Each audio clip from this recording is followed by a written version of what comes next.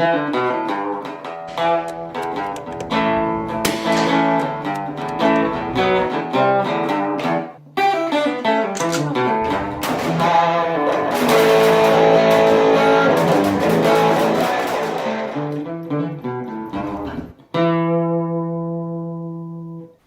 we're going to specifically be addressing myths of concealed carry, because a lot of times people go out and they have an idea of what it is they're looking for in a handgun or how a situation may play out, and you always hear people arguing what's the best caliber, what's the best holster. You know, there's a lot of myths out there, and that's specifically what this video is about, is addressing the myths of concealed carry and really winning the fight. So the first one we're going to talk about is gun caliber. Now, caliber, of course, does matter, but when it comes down to it, when people bring up the concept of stopping power, there's really no such thing.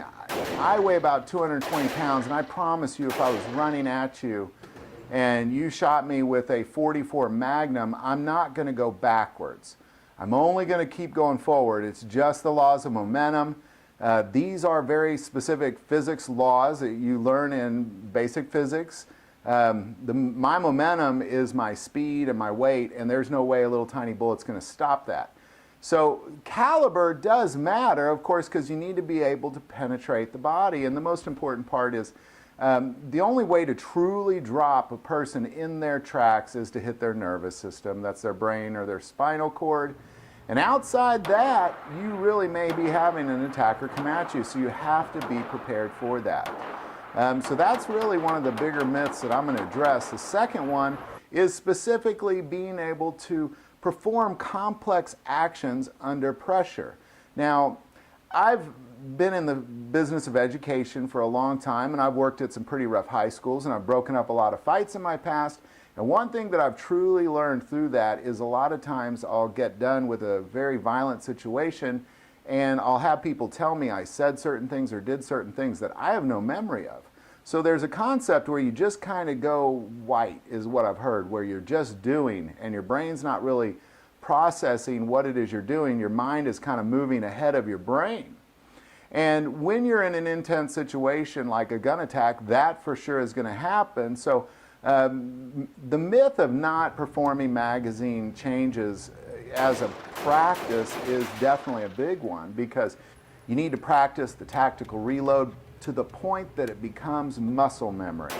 Once it becomes muscle memory, you're just going to do it when you go white, so to say. Another myth that we're going to talk about is that you really have this opportunity to see an attack coming. Now, the reality is the indication of an attack is the attack itself. So until you're getting attacked, you don't really know you are going to be attacked. And that's pretty logical, but the reality is you have roughly 3 seconds or less to win this fight.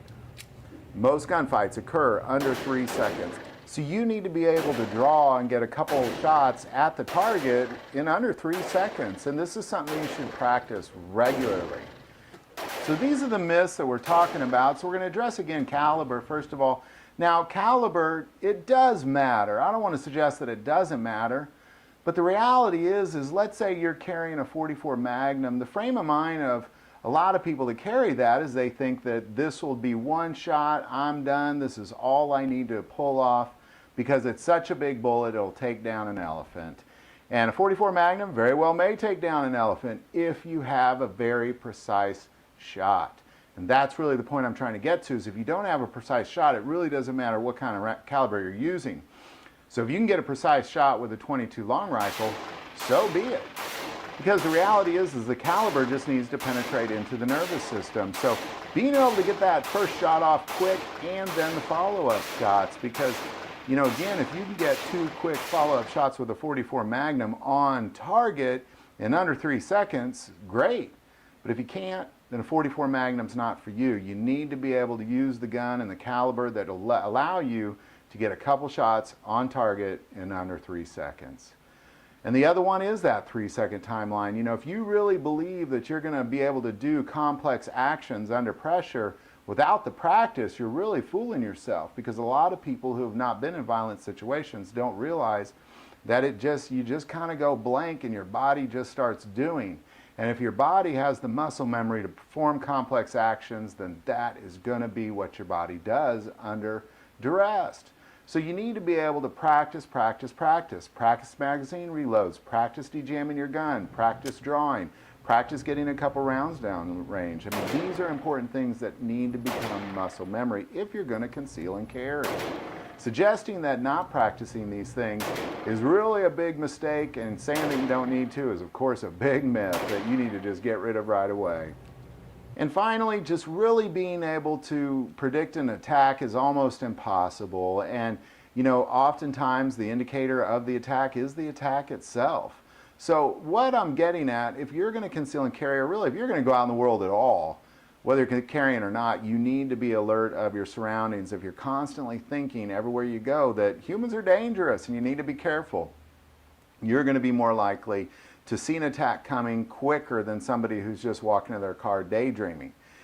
This is a very significant piece of being a concealed carrier, and a really responsible one, and the one that is really trained to win the fight. Is as you go out in the world, as soon as you leave your house, be aware that humans are dangerous, and there's lots of dangerous ones out there. And you need to be on the alert, because, you know, I've heard the most dangerous job in the world is working with humans, and I gotta believe that is true. So everywhere you go outside your house, you need to be on alert.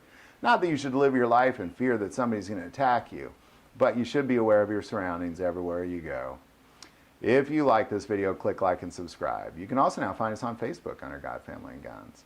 But most importantly, this YouTube channel is a ministry to us, and we take prayer requests, so please don't ever hesitate to send that stuff in. We really will spend time praying for you. Thank you for watching this episode of God, Family, and Guns. And as always, love God, love your family, and love guns.